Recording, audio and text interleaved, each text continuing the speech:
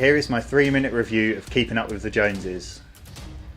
Keeping my eyes awake is probably more of an appropriate title. 1, 2, 3, see him looking at me. New neighbors aren't wasting any time moving in, are they? Hey, Henny! Still spying on the neighbors? Hi. We're the Joneses. Rubbish, pointless, crap. Any kind of negative term you want to use for this film would probably be appropriate. This is probably going to be the quickest review yet of my short YouTube career. There is just no redeeming factors about this film at all. It is dire.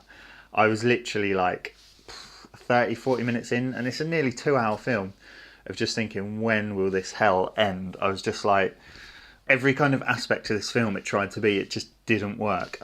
Be funny, it just wasn't. Be an action film, it just wasn't. Be intriguing, it had no intrigue at all about it.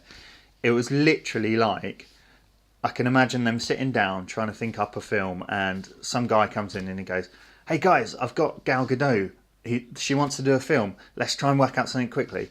And basically the whole plot of this film is just to try and get Gal Gadot in as many scenes as possible, and most of the time as half naked as possible.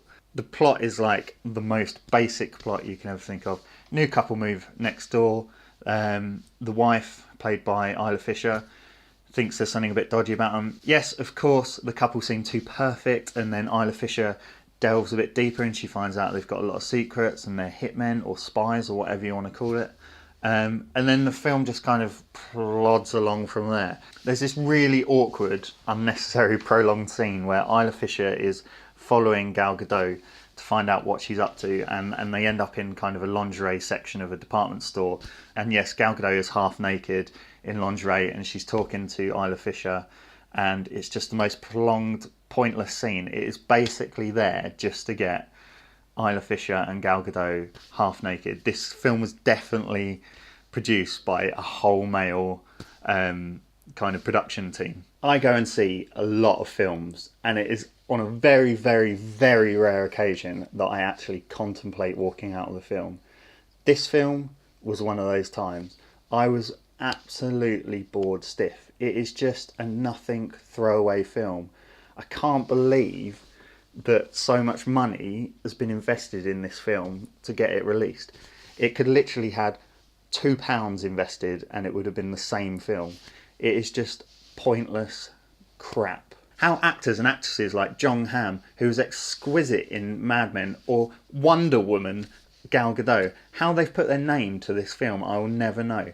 Basically, I think what's happened is they're obviously mates with the producers, because there is no other way any actor or actress would put their name to this film. It has done nothing for their career. It won't do anything for their career. It's basically a black mark on their IMDb profile.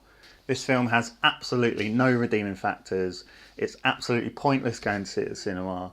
I don't think it'll be in the cinema long. It's going to go to DVD pretty quick and get lost in the realms of movie making madness. Overall, I give this film a mere 3 out of 10, and that's being generous. The reason the score gets elevated is because the actors within it. I really respect Jon Hamm as an actor, although maybe a bit less so now. And obviously Gal Gadot and Isla Fisher are good to look at, but they're the only things that kept me interested in this film. This is Joneses! Get in the car now. I count to 3. We're gonna run, okay? 1, 2. Oh my God. If you've seen Keeping Up with the Joneses, it'd be great to see what you think. Do you completely disagree with me? Do you think it was a great film? Let me know in the comments below. Or do you agree with me and think it is possibly one of the worst films of the last 10 years? Leave a comment below.